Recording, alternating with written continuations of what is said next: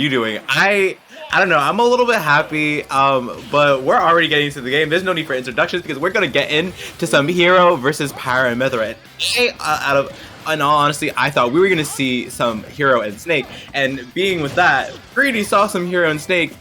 Yesterday at Xeno, we had Bobo and Silvio playing, and Silvio actually taking the game off of Bobo. Very nice. But we're not even watching Silvio. We're watching Vivi's hero. And now hero, as we know, definitely. I mean, Vivi is definitely a really good player, but I'm honestly just so excited because these are two like awesome characters, and like I've kind of found like a really fun, how do you say, like love for both of these characters. Is like weird as it sounds, but I think these two characters are really awesome, and already getting to see how, you know, Vivi's kind of putting into use a lot of Hero's toolkits on that side B right there. It actually calls out so much, especially when Hero needs to land. They need to have some sort of way to land that isn't just, you know, using Fireball, using Nair, which is actually pretty slow in a lot of cases, and already using that up B to take that first stock with up tilt. Up tilt is so strong and so powerful and so amazing.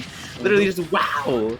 Yeah, and with that being said, I mean, just a good way to start off in Vivi's book. I could see why Sensei decided to go as that fourth match is going to seal the stock and bring us back to a 2-stock game. But I can see the Pyra Mythra pick for a character like Hero because since Snake is so projectile based, and when with a character like a Hero who can pull out bounce at least 2 times per stock, from what I've learned from the Ramgar, obviously shout outs to the Ramgar. Yeah, it's not fun because it takes away a lot of your neutrals. So the pick to Pyra Mythra is definitely doable. You've seen the DLC matchup, and you're seeing it firsthand. It's a pretty even matchup from what we're experiencing right now.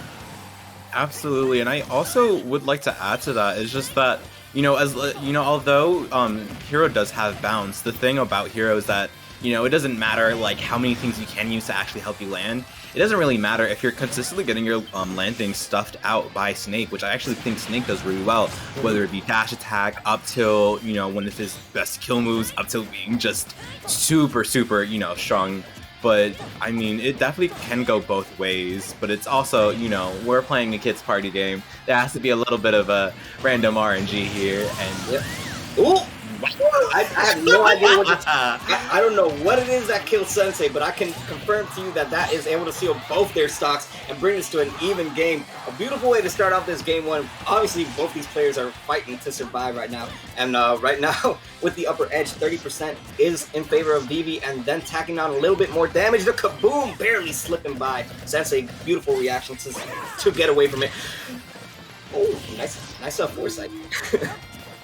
The foresight coming in healthy there. Look at this. I love how, you know, although Vivi was doing not the best in the beginning of the game, kind of making it very even, already putting, you know, Sensei at 83%. It's honestly just kind of showing that, you know, even though, you know, he wasn't doing too well, Sensei gave him a kind of free stock at that point, and they're kind of taking with it and kind of doing what they need to do in order to like kind of seal in this first game. Yeah, and Sensei finally applying a little bit more pressure, just getting in the face of Vivi a little bit more, but sometimes when you try a little too hard, you just get a little kaboom to the face, and Vivi will kind of run away with game one after a pretty solid start from Sensei's end. Yeah, as you mentioned, it's really a battle of RNG right there for Vivi, or for Hero's sake.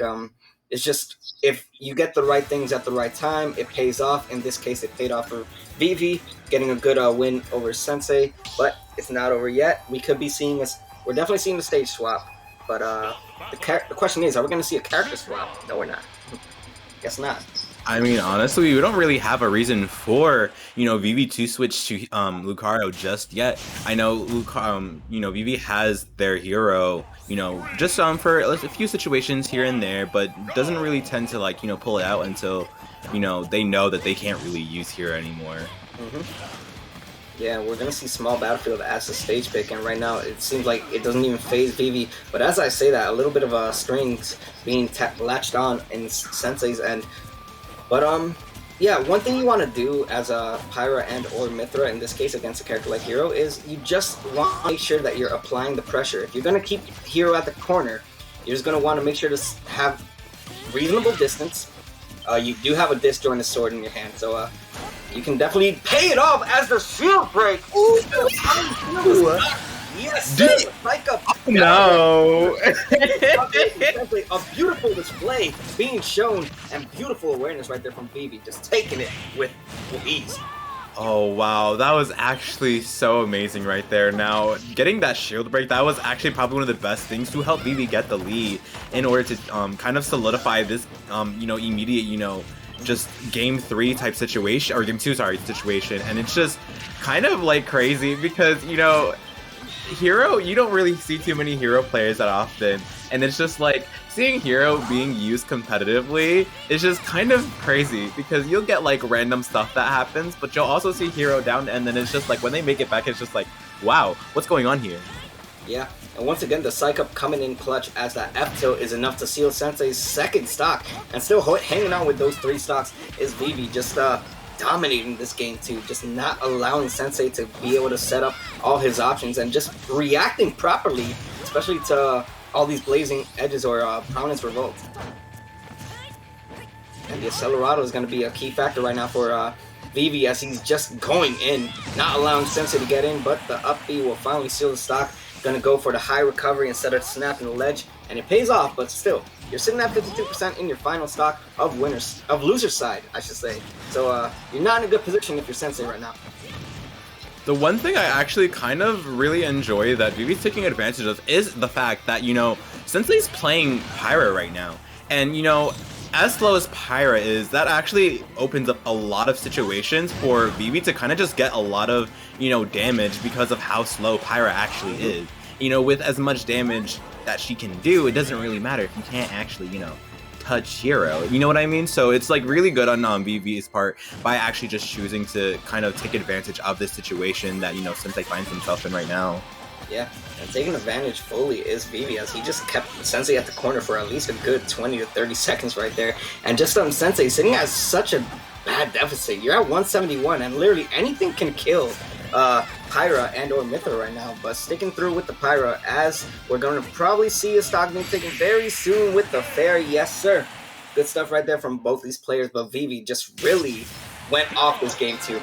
And when it mattered the most, because that Psych Up really came in clutch, it was not just 1 kill he got from it, but it was 2 with that down air breaking the shield, and then the F tilt as well to seal that second stock. Wow, beautiful stuff. And just yeah, like I mentioned before, with Vivi, it's just the right things come out at the right time, and not only that, when those things do come out, he just utilizes it so well that it pays off as it did right there. He will be moving on to loser semis to play the winner of Delta Force and the awaiting Jackal or Odyssey matchup. Now, Jackal and Odyssey, wait, hold on, because, I don't tell much people about this, but I mean, well, actually, that's a lie, because I said this yesterday. We're in Tri-State, yo.